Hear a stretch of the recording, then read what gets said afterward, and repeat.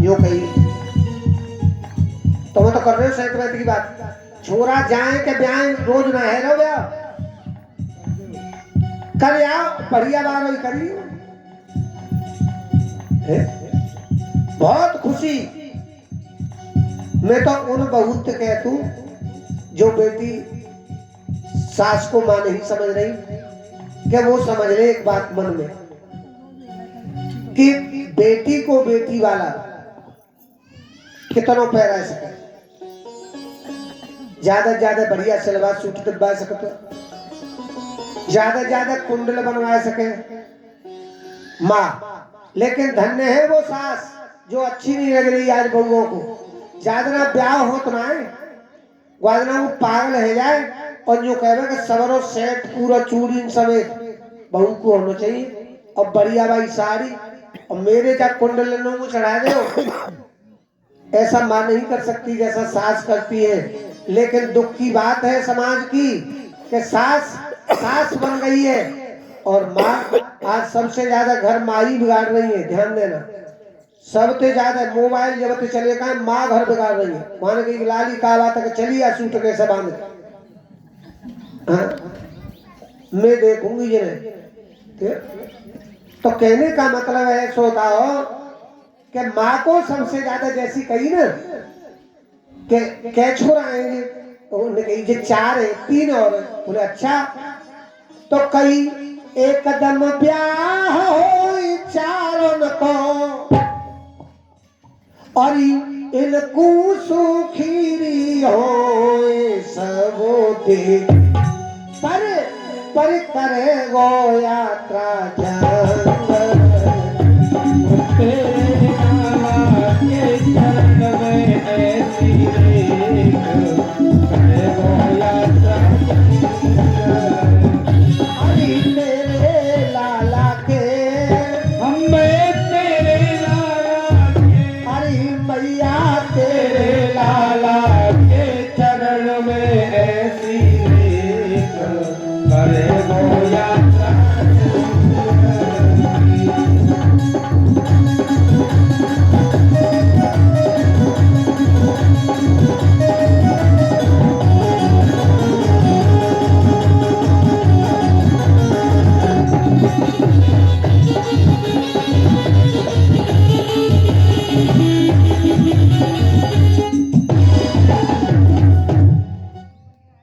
देखो जब एक बउआ मत खाए तब तो डुकरिया को पांव धरती पहना रहे।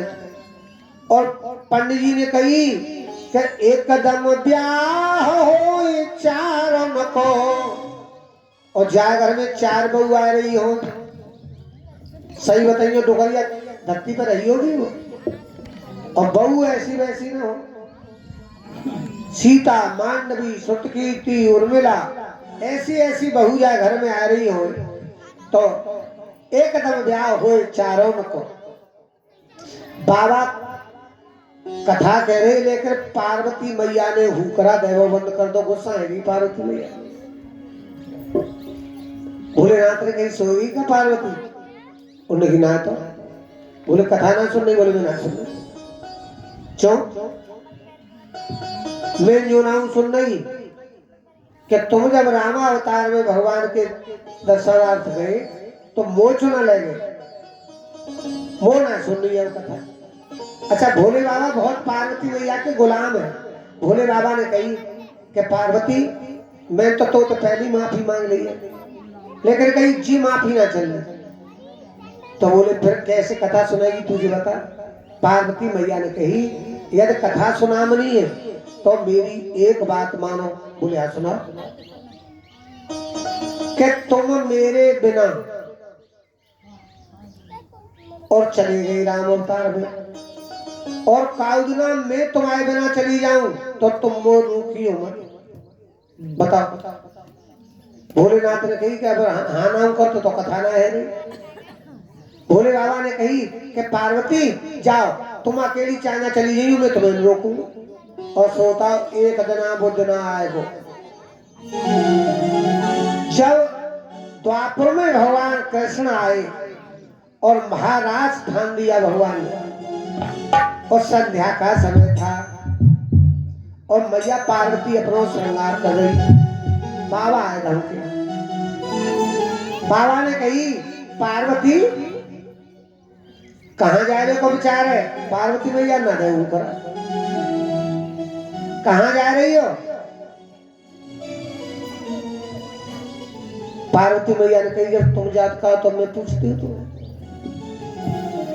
तुम चाइना वहां उठा के चल रहे, मैं तो तुम्हें कहूँ ना पूछी तुमने तो कही। लिखने वाले ने बहुत सुंदर लिखा, मैं तुम्हें 2 लाइन सुना रहा हूँ उसकी कि महाराष्ट्र में पार्वती जी चल गई हो के तैयार, महाराष्ट्र में पार्वती जी चल गई हो के तैयार।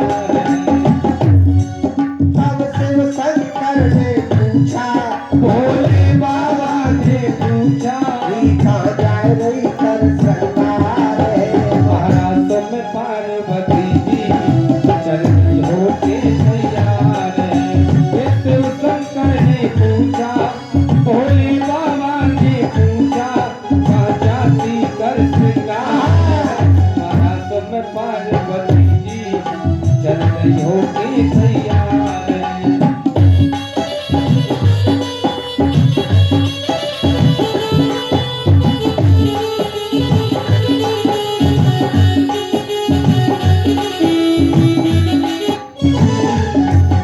कही कि ये गजब की बिंदी कृष्ण से मिल रहा है, बात साधारण नहीं है कि ये गजब की बिंदी माथे पे लगाई, ये गजब की बिंदी माथे पे लगाई।